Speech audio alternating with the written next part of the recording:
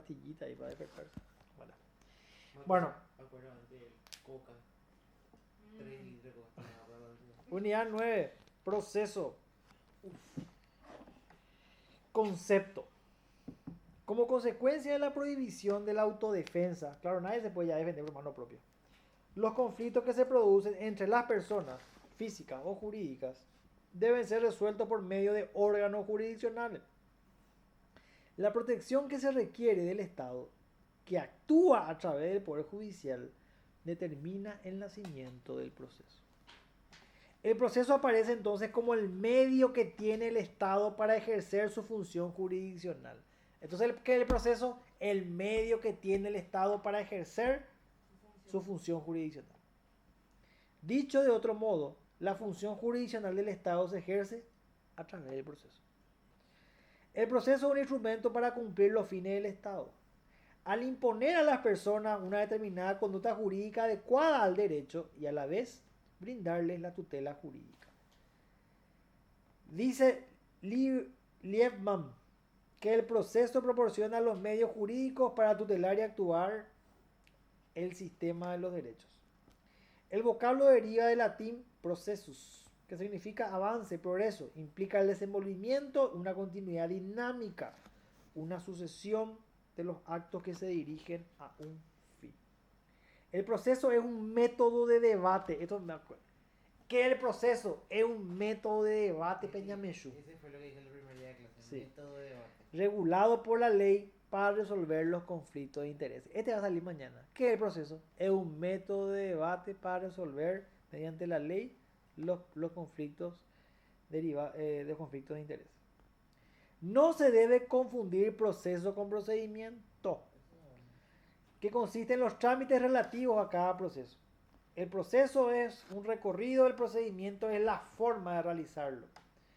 Así, el proceso ordinario tiene un procedimiento que difiere del procedimiento del proceso ejecutivo y de los otros procesos especiales. Claro, cuando hablamos de un proceso ordinario, tiene un procedimiento. Cuando hablaba del proceso ejecutivo, tiene un procedimiento distinto. Vos sabés esto, Gaby, ¿verdad?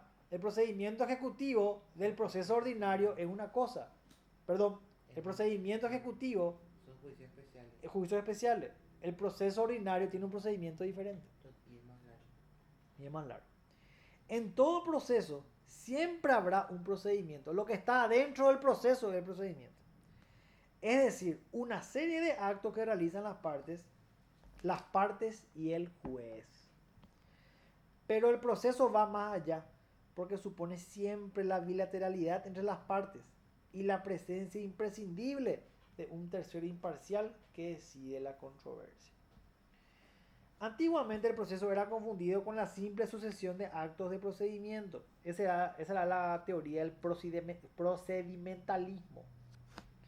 Sin entender que por encima de estos actos se hallaba un fin y que esos actos presuponen a los tres sujetos esenciales de la relación procesal.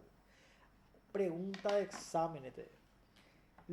Una cosa es preguntar quiénes son los tres sujetos esenciales de la relación procesal.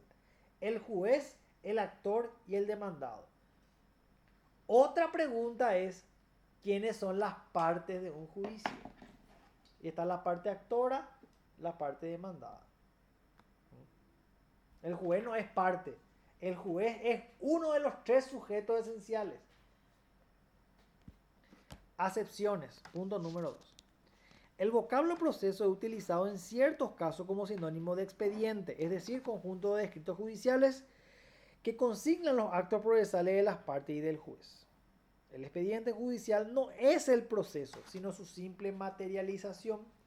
También se lo emplea como sinónimo de procedimiento, cuya distinción hice en el apartado anterior. Claro, esto ya sabemos, ¿verdad? No hace ni falta que diga.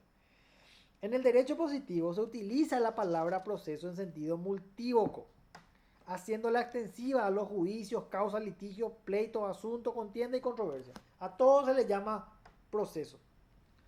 El vocablo proceso, no obstante su origen latino, es de uso reciente. Los romanos decían iudicium, que viene de iudicare y significa declarar el derecho. Por eso, en sentido estricto, la voz juicio se refiere más bien al acto intelectual que del juez por el cual decide la causa poniendo fin al proceso. Finalidad. El proceso, señala Couture, solo se explica por su fin. Claro, ¿para qué está el proceso? Para lograr la justicia. Su fin es la justicia. El fin del proceso es dirimir el conflicto de intereses sometido a los órganos. Para eso es el proceso, para llegar a un buen término. El proceso tiene un doble fin, que consiste en hacer efectiva la voluntad de la ley y satisfacer los legítimos intereses de las partes. Entonces, con el proceso se hace efectiva la ley y se satisface los legítimos intereses de las partes. Tema de examen. Entonces, el proceso tiene una función pública y una función privada. La función pública es hacer efectiva la voluntad de la ley y la función privada satisfacer los legítimos intereses de las partes.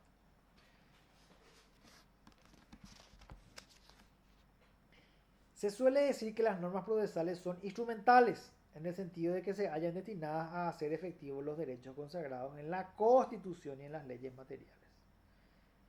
Dice de la Colina que al aplicarse las leyes del Código Procesal, es necesario guardarse de considerarlas como objeto principal cuando no son sino un medio para esclarecer y facilitar la marcha de la justicia. Para eso son las normas procesales, para hacer efectivos los derechos inmateriales, para materializar el derecho.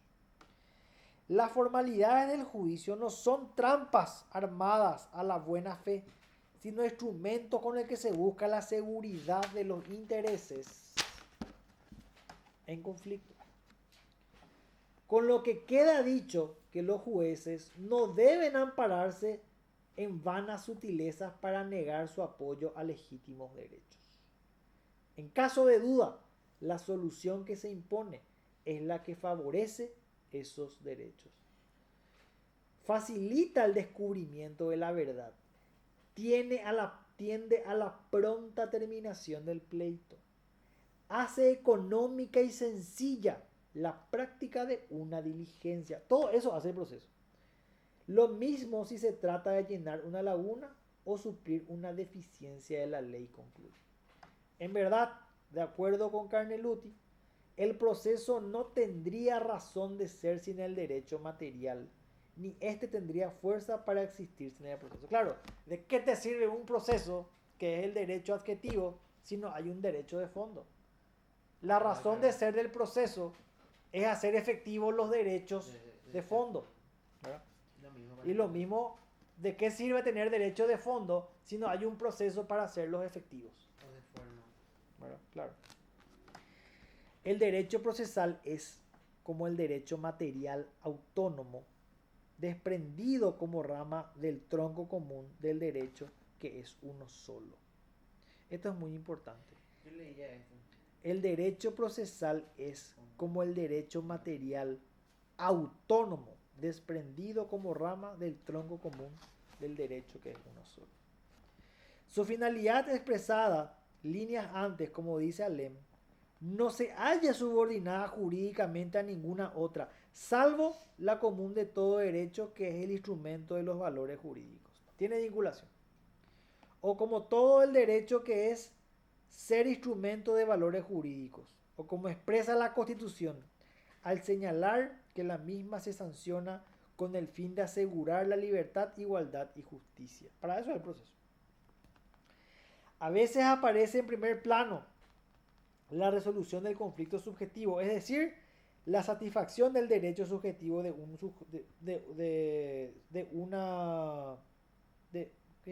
una situación jurídica concreta. Y en segundo plano, la aplicación del derecho objetivo. Claro, pues lo principal pues, es que se cumpla la voluntad de la ley. Y lo segundo, que se satisfaga las pretensiones que son lícitas. no al revés. En otros casos es al revés. Sucede lo primero en el proceso civil y lo segundo en el proceso penal.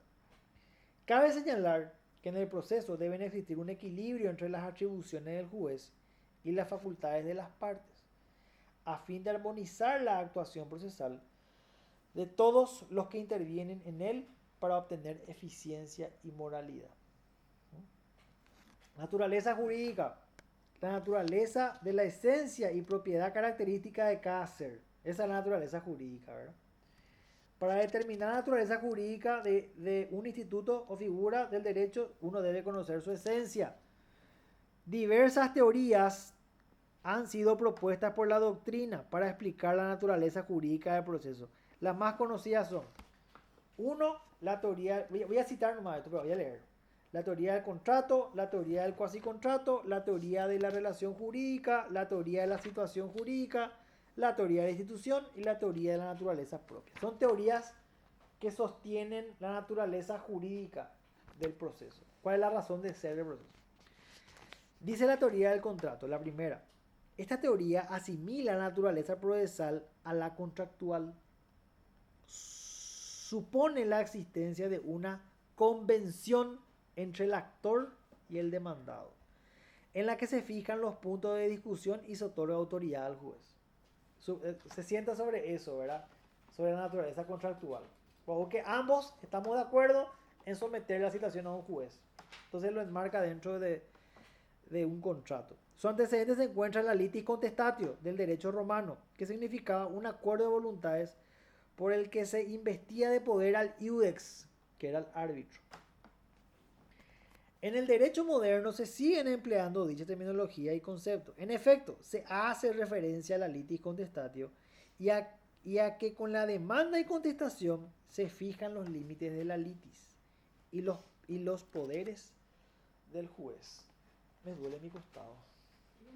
No, pero no es por sentarme. Al respiro.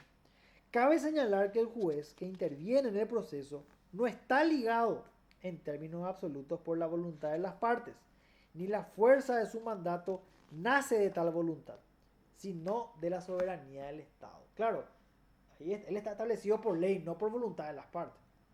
Esa es una debilidad de esta teoría. Además, normalmente no es unánime el deseo de las partes de litigar.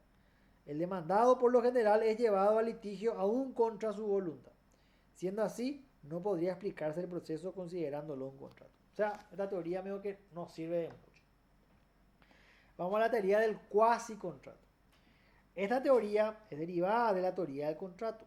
En efecto, al advertirse que ésta no podría explicar las situaciones en las cuales el demandado concurría a litigar contra su voluntad, o ésta faltaba, se elaboró la teoría del cuasi-contrato. ¿Se acuerdan de derecho romano, el cuasi-contrato?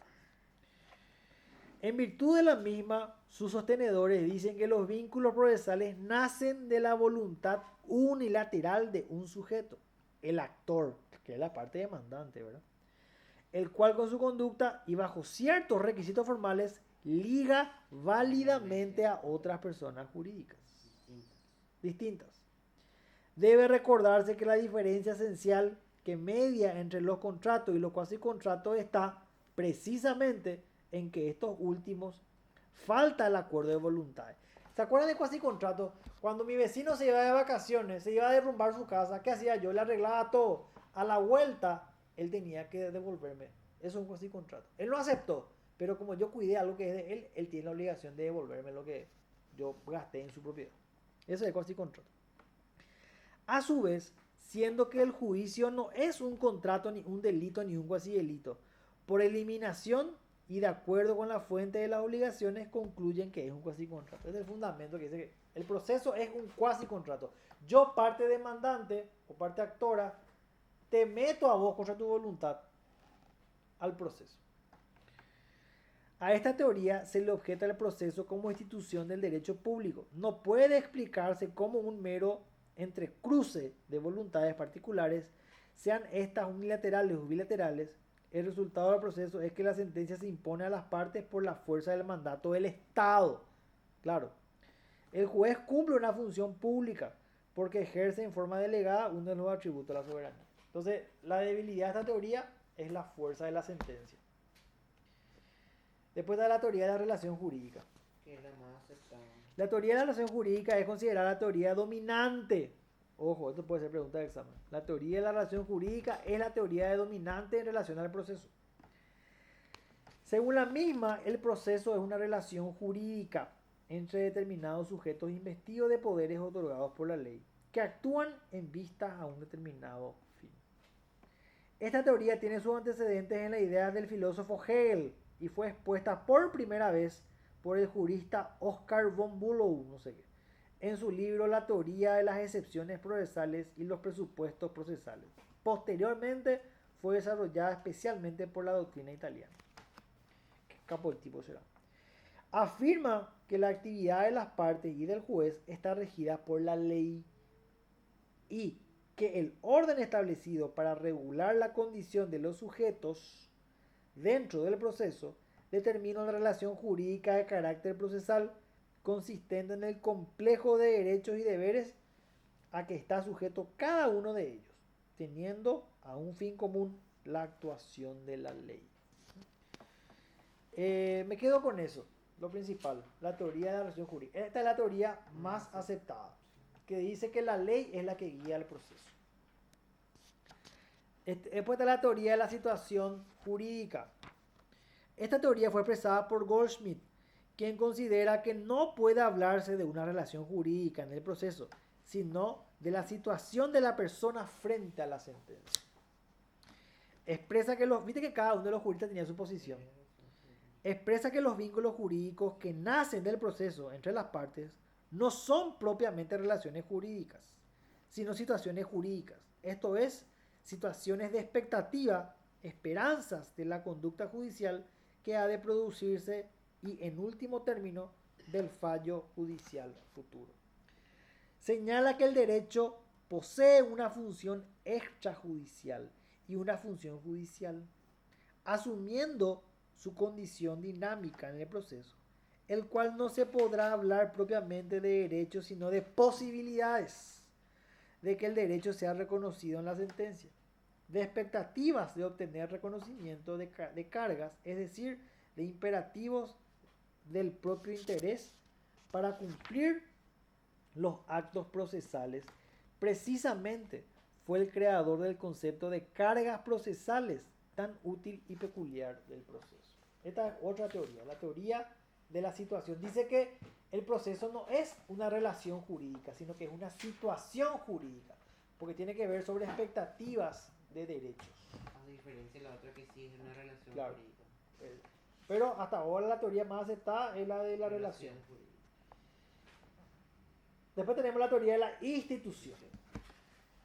El concepto de institución nos indica que consiste en una organización jurídica al servicio de una idea.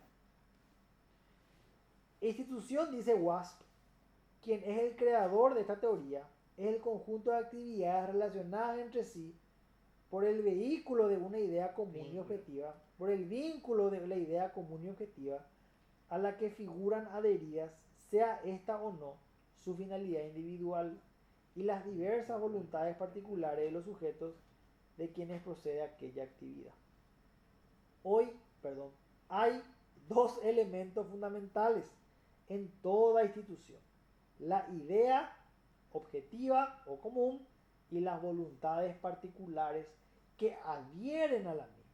Consecuentemente, el proceso sería una organización puesta al servicio de la idea de justicia.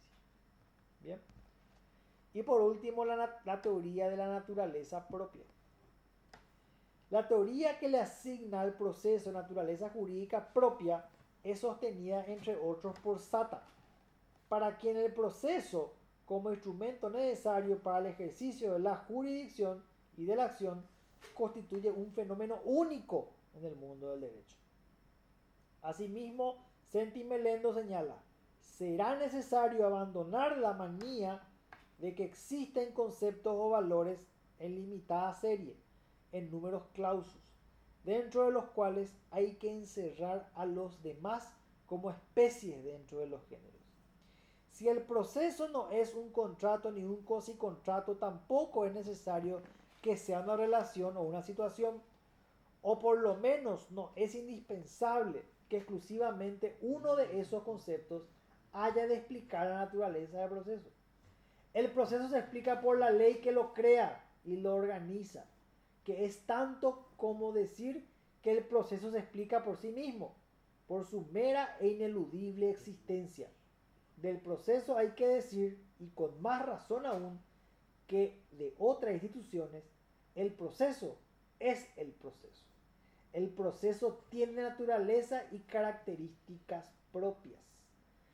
Toda esta búsqueda ha perdido interés académico, pues a partir de que se ha concebido a la acción procesal como una instancia necesariamente bilateral, el proceso adquirió una categoría propia que no puede ser subsumida en otra categoría general, de tal modo que el proceso es proceso y punto. Finalmente, según Pietro Castro, todas las categorías no se excluyen, todas las teorías no se excluyen, sino antes bien se complementan. Son modos distintos de contemplar el fenómeno que corresponde a diversos grados de conocimiento. Claro, cada uno a su manera y a su forma intenta descubrir el fundamento del proceso, el porqué, la naturaleza, la razón de ser el proceso. Y el proceso, como dice este último, es el proceso y punto. No te voy a complicar. Me gusta este señor Santi Melendo. Alvarado Belloso. Alvarado Belloso, que bueno, ya buscan por Instagram. Ya estaban muertos ya. Clase de proceso. El proceso, si bien constituye un fenómeno jurídico único, puede ser objetivo de distintas clasificaciones, atendiendo a las diversas circunstancias vinculadas al mismo. Son diversos planos, diversas formas de clasificar al proceso. De acuerdo con su estructura, podemos hablar de procesos ordinarios, procesos especiales y procesos sumarios. De acuerdo a su estructura. Cuando hablamos de procesos ordinarios, el proceso de conocimiento ordinario es el proceso tipo de carácter general. Es el que ofrece mayores garantías para el ejercicio de los derechos. En razón de que en él los plazos son más extensos, se permite un mayor debate. La prueba es amplia y es libre de la impugnación de las resoluciones. El proceso de conocimiento ordinario, siguiendo a Wasps, se estructura del siguiente modo. Esto voy a mencionar, la etapa introductoria o expositiva, la etapa probatoria, la etapa decisoria, así se clasifica. Los procesos ordinarios tienen por objeto que en ellos se sustancien y decidan en forma definitiva todas las cuestiones que puedan estar comprendidas en el conflicto. Son siempre de conocimiento y contenciosos. Se hayan estructurado de tal modo que permiten un amplio debate y prueba. ¿Bien? Ese es el ordinario. ¿Está bien? Sí, que es el común. Que es el más importante. El más importante. El más general. El más general. El aplicable a la mayoría. Después están los procesos especiales. Son los legislados para determinados asuntos por la simplicidad de las cuestiones. Sí, más rápido. O por la urgencia que requiere. Tienen un trámite específico y breve. El amparo, la rendición de cuentas, el desalojo, son procesos especiales. Juicio ejecutivo. ¿Verdad? Exacto. Después tenemos los procesos sumarios. El tercero. En este tipo de proceso, el conocimiento del juez se limita a la constatación de los requisitos exigidos por la ley para la procedencia de la acción, sin entrar en el examen de la relación del derecho sustancial en que se fundan. El conocimiento que se obtiene en esta categoría de proceso es puramente procesal, el juicio ejecutivo. Yo quiero el pagaré. ¿Está completo? Que cobra nomás ya. No hay mucha vuelta. La resolución de conflictos no es definitiva, por lo que la sentencia que se dicta solo tiene autoridad de cosa juzgada formal, admitiendo otro proceso posterior. El proceso de juicio sumario es un tipo dentro de los procesos especiales. Ah, ok. Y sí. Es una forma de proceso especial. Entonces, cuando hablamos de clase de procesos según su estructura, tenemos los procesos ordinarios y los procesos especiales. Una forma de proceso especial son los procesos sumarios. Sí. Como Y el proceso ordinario es el más importante. Sí. Es el más general. O sea, tipo, Cuando no te demandan van a ser siempre por La vía ordinaria. ordinaria, siempre. Ya. Y es re largo. A cambio, el especial o el sumario se va por el punto. O sea, hay que ejecutar un pagaré, bueno, se ejecuta pagaré directo, ¿no? Hay muchas vueltas que dar. ¿No? El punto. Bien. Ahora. Entonces, Ahí estamos claros, ¿verdad? Sí. de acuerdo a su estructura, primero hablamos. Sí. Ahora vamos a clasificarla de acuerdo con la finalidad de la pretensión. ¿Qué es pretensión? Lo que vos Lo que pedís. vos pedís, lo que vos querés, lo que es de tu Pretensión. interés. Sí. Esa es pretensión. Están los procesos de declaración en los cuales el juez se informa plenamente de la relación jurídica sustancial y el conflicto se resuelve en forma total y definitiva. Esos son los procesos de declaración. Después están los procesos de ejecución. El conocimiento del juez se limita a constatar el incumplimiento de la obligación. Pueden tener por finalidad hacer efectivo lo resuelto en una anterior sentencia, condena, cuando ésta no es voluntariamente cumplida. Ejecución de sentencia, por ejemplo, ¿verdad? O que el acreedor de una obligación de dinero líquida y exigible que consta en un título ejecutivo o extrajudicial reclame judicialmente el cumplimiento al deudor. Entonces, cuando hablamos de un proceso de ejecución, tenemos como claro ejemplo al juicio ejecutivo. Y Los- otro declarativo puede ser también un sumario. Puede ser un sumario o un incumplimiento de contrato. Puede ser un proceso de declaración.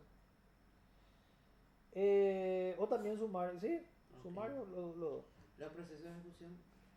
Los procesos de ejecución son, de acuerdo a nuestra ley, procesos mixtos que tienen una parte declarativa y otra parte de ejecución.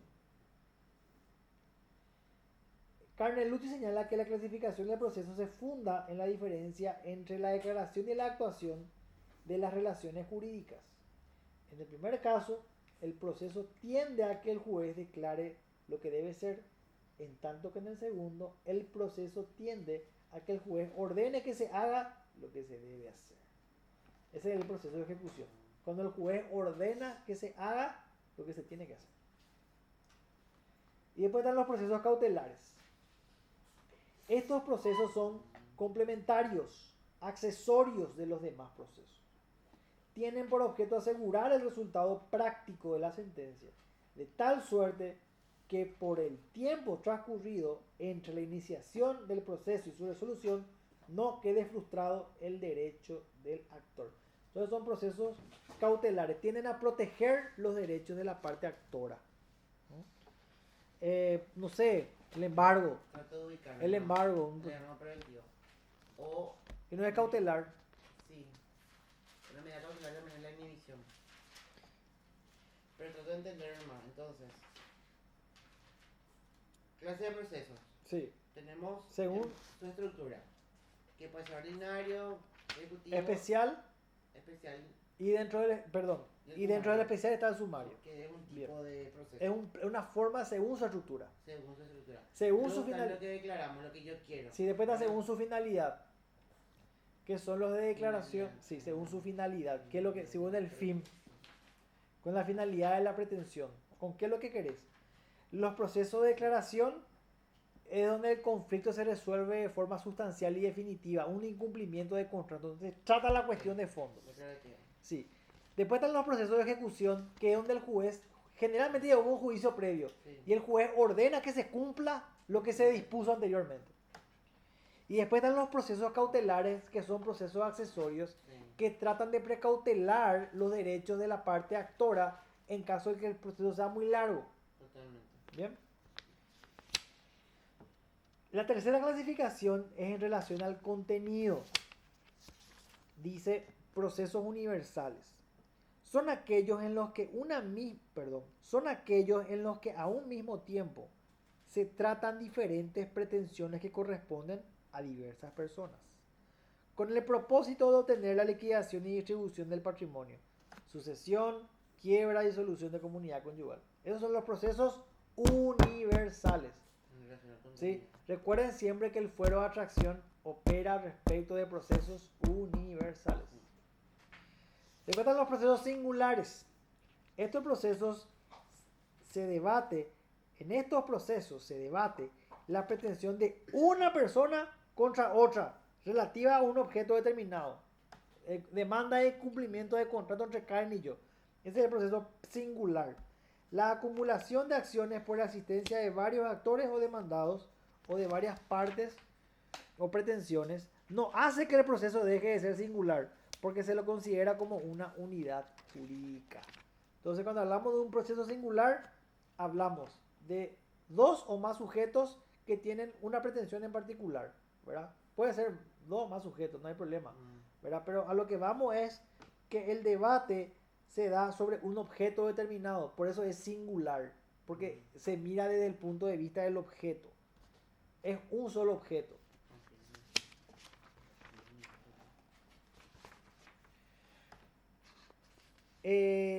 Otra forma de clasificación, en atención al medio de excepción, perdón, en atención al medio de expresión. Escritos y verbales, orales, así nomás. Con el predominio de la escritura, el escrito, ¿verdad? Sobre la oralidad. Ejemplo del proceso del fuero civil y comercial. Son los procesos escritos, lo que todos conocemos. Después están los procesos orales, donde prima la oralidad sobre lo escrito. Los procesos del fuero penal, por ejemplo, ¿verdad? ¿Me siguen? ¿Sí? ¿No se duerman qué? No, full estamos. Bueno. Otro, de acuerdo con el órgano interviniente. Otro tipo de proceso. Otro tipo de acuerdo con el órgano que interviene. Tenemos a los procesos judiciales y a los procesos arbitrales. Vamos a aplicar. Okay. Los procesos judiciales son los procesos típicos que se sustancian ante los órganos judiciales, los órganos del Poder Judicial, que son los contenciosos, los voluntarios, ¿verdad? Son los dos. ¿Mi amor? O sea, dentro de los procesos judiciales entonces están los contenciosos Y los voluntarios, sí. Los contenciosos, cuando tiene por objeto la resolución de un conflicto de intereses mediante el procesamiento de una sentencia de autoridad de cosa juzgada, cuando entra un juez. Los voluntarios, cuando solo buscan otorgar autenticidad o eficacia al Estado. Los sujetos en el proceso voluntario se denominan solicitantes o peticionantes. ¿Se acuerdan cuando se solicita el arbitraje judicial? O creo que la llama mediación, ¿verdad? Ese es el voluntario, ¿verdad? Sí, mediación es voluntaria. Sí. Se caracteriza porque el pronunciamiento judicial se realiza exclusivamente a favor del solicitante y no en contra de la otra persona, aunque puede darse el caso que cuando surge algún conflicto entre los peticionarios se convierta en un proceso contencioso. Ese es el voluntario. Entonces, de acuerdo con el órgano que interviene, primero vimos el proceso judicial cuando interviene un juez. Puede ser contencioso cuando su sentencia hace autoridad de cosa juzgada y es voluntario cuando las partes eventualmente le buscan dar autenticidad a esa relación jurídica, ¿verdad? Después están los procesos arbitrales, que no son judiciales.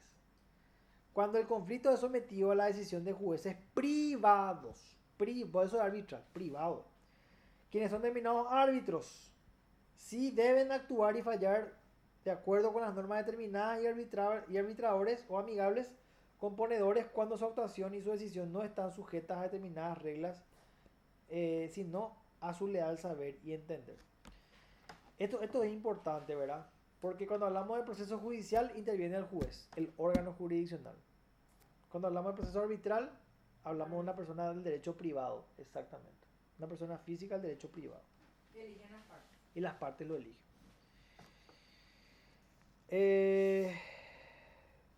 Acumulación de procesos, ¿puede ser? Sí. Punto C.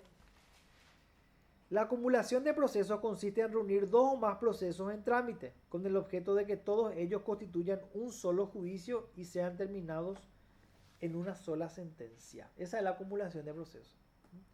La acumulación se verifica por la unión material de dos o más expedientes que por tener pretensiones conexas no pueden ser sustanciados y separados sin correr el grave riesgo que se dicte sentencia contradictoria. El juicio del coagulaño.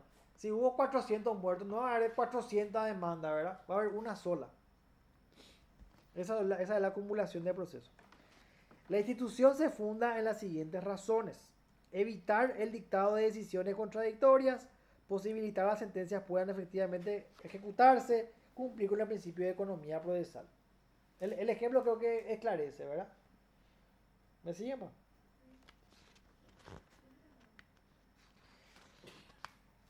Procedencia. De acuerdo, siempre hablando de la acumulación. ¿Cuándo procede la acumulación de procesos? De acuerdo con nuestra legislación procesal, la acumulación de procesos corresponderá cuando sea admisible la acumulación subjetiva de pretensiones, siempre que las mismas sean conexas por el título, el objeto o por ambos elementos a la vez. Eso es conexo. Sean conexas. Esto es acumulación, no es extensión de la competencia por conexidad. Eso es otra cosa. Esto es cuando un proceso, todos los procesos se resuelven en un solo juicio. Exactamente. Cobro de guaraníes de Manuel Suazo, es la carátula de todos los procesos, se resuelve en un solo juicio. El actor titular de diversas pretensiones conexas haya promovido varias demandas no haciendo uso frente al demandado de la facultad de realizar la acumulación objetiva de pretensiones. El demandado, en lugar de deducir reconvención en el mismo proceso, deduce otro juicio con una pretensión conexa a la promovida por el actor contra él. Bueno, en esos casos procede la acumulación de procesos. Me quedo con el concepto para no irnos tan adentro, ¿verdad? Proceden la acumulación de procesos siempre que haya similitud en el título o el objeto o en ambos elementos. Ahí procede la acumulación de procesos. ¿Está bien? Ok. Cuando hablamos de la admisibilidad respecto de la acumulación de procesos, ¿cuándo es admisible? Cuando hay unidad de instancia. Todos los procesos cuya acumulación se pretende deben encontrarse en la misma instancia. Vale decir, pueden acumularse en cualquier instancia, primera o segunda, pero no es posible en instancias distintas. No puede acumular procesos que este está en tribunal y este está en primera instancia. No se puede. Tiene que estar todo en el juzgado de paz, o todo en primera instancia, o todo en el tribunal de apelación. ¿Está bien? Ok. Unidad de competencia. La acumulación de procesos no puede alterar la regla de la competencia en razón de la materia. O todos procesos civiles, o todos procesos penales, o todos procesos laborales. Ok. Si todos los empleados le hemos mandado al trabajador, ahí puede haber acumulación de procesos. Porque todos son contratos laborales. Unidad de trámites. La unidad de trámites se exige por obvias razones de orden procesal como condición para la debida sustanciación de los procesos acumulados. No obstante, si se trata de procesos de ejecución sujetos a distintos trámites y la sentencia que se haya de dictarse en uno de los procesos sea susceptible de producir efectos de cosa juzgada en otro u otros, procederá a acumulación en cuyo caso el juez determinará el procedimiento atendiendo a la mayor amplitud de la defensa en juicio. Me quedo con este tema de ¿cuándo es admisible la acumulación? Cuando es en una sola instancia, o sea, cuando no se mezclan las instancias, todos son de primera instancia, Sí. todos son de juzgado de paz, o todos son de, cuando hay unidad de competencia, todos son civil, todos son laboral, todos son penal. Y cuando hay unidad de trámites. La competencia cuando era todo penal o todo civil. Exacto. Las reglas. La acumulación de procesos en principio debe producirse sobre el expediente que estuviere más avanzado. Excepcionalmente, cuando no pueda establecerse cuál es el proceso más avanzado o se encontraren en la misma etapa procesal, la acumulación se hará sobre el proceso más antiguo, debiendo entenderse por tal aquel que fue primeramente notificado, porque desde ese momento quedó trabada la relación procesal. En el caso del proceso en que los jueces ejerzan distintas competencias por razón del valor o monto de los juicios, jueces de paz, jueces de primera instancia, la acumulación se hará sobre el de mayor cuantía. Entonces, si vos tenés acá 30 demandas de 1 millón de guaraníes en el juzgado de paz y tenés 5 demandas de 400 millones en primera instancia, sobre la misma persona se acumula todo al de primera instancia, porque va al de mayor cuantía. Los modos en los cuales se ejecuta la acumulación de los procesos. Petición de parte. cuando es a pedido de parte y las vías procesales hábiles serán la excepción de litipendencia y el incidente de acumulación. Así se logra la acumulación. Primera forma, a petición de parte. La segunda, voy a adelantar un poco más porque ya estamos ya terminando en reserva. De oficio, cuando la acumulación se produce mediante resolución del órgano judicial, en cuyo caso se aplica lo pertinente a las mismas reglas anteriormente mencionadas. Entonces hay dos modos de acumular procesos. Cuando las partes piden o cuando es de oficio. Y de oficio cuando se piden. Y O sea, cuando ¿quién pide? el órgano El juez luego pide. aplica, sí. El órgano lo aplica, la acumulación. Ok, Justamente para evitar que hayan fallos contradictorios, ok. economía procesal. Por ejemplo, Exacto. Los efectos. Efectos. Los efectos principales de la acumulación de procesos produce suspensión del trámite del proceso más avanzado, decretada la acumulación, que en principio debe darse sobre el proceso más avanzado, se suspenderá la tramitación de este hasta que el otro u otros procesos se encuentren en la misma etapa procesal. Entonces vos tenés 5 procesos que se acumulan. Tenés el que está más avanzado y tenés los otros que están menos avanzados en sus trámites. Vamos a suspender este que está más avanzado hasta el momento en el que los que están menos avanzados le alcancen. Y ahí van a seguir todos juntos. Esa es la primera regla. Ok. Excepción. Sí. La segunda es sustanciación separada. Espera que. Sí. Sustanciación separada. Cuando el trámite conjunto resulte dificultoso por la naturaleza de las cuestiones planteadas, el juez podrá disponer, sin admitirse recurso alguno, la sustanciación separada de los procesos. En este caso, se suspenderá la tramitación del proceso más avanzado cuando éste se encuentre en el estado de dictar sentencia, a los efectos que el otro u otros procesos lleguen a dicha etapa. Entonces, antes de que se llegue a la sentencia, el más avanzado se pone en pausa para que los otros le alcancen y ahí se llama todo junto a la sentencia. Sentencia única. Como efecto fundamental de la acumulación de procesos debe dictarse una sentencia única, la cual debe resolver la totalidad de las cuestiones que se hayan planteado en los procesos acumulados. ¿Está bien? Ok. Último punto. Debido proceso. El debido proceso es una garantía constitucional fundamental que tiene toda persona, la cual constituye a su vez un deber ineludible de ineludible cumplimiento a cargo de la autoridad. Su origen se encuentra en la quinta enmienda de la Constitución de los Estados Unidos. Vaya y dice, nor be deprived of life, liberty or property without one process of law. Nadie será privado de su vida, su libertad o su propiedad sin el debido proceso legal. El debido proceso se halla conformado por dos notas características. ¿Cuáles son? La audiencia y la prueba. Son los dos elementos o las dos notas características del debido proceso. La audiencia y la prueba. La audiencia como garantía que debe tener toda persona de ser escuchada en tiempo y con tiempo suficiente. Es decir, su verdad, de defenderse, en suma, de tener su día en el tribunal, como dicen los anglosajones, his day at court, su día en la corte. El artículo 10 de la Declaración Universal de los Derechos Humanos, en concordancia con el 16 de la Constitución, el artículo 14 del Pacto de los Derechos Civiles y Políticos y el artículo 8 de la Convención Americana de los Derechos Humanos, proclama: toda persona tiene derecho, en condiciones de plena igualdad, a ser oída públicamente y con justicia por un tribunal independiente e imparcial, para la determinación de sus derechos y obligaciones o para el examen de cualquier acusación contra ella en materia penal. La prueba como derecho de que todos deben tener el poder de confirmar sus afirmaciones por todos los medios legítimos. el proceso se haya consagrado en la Constitución como una garantía innominada.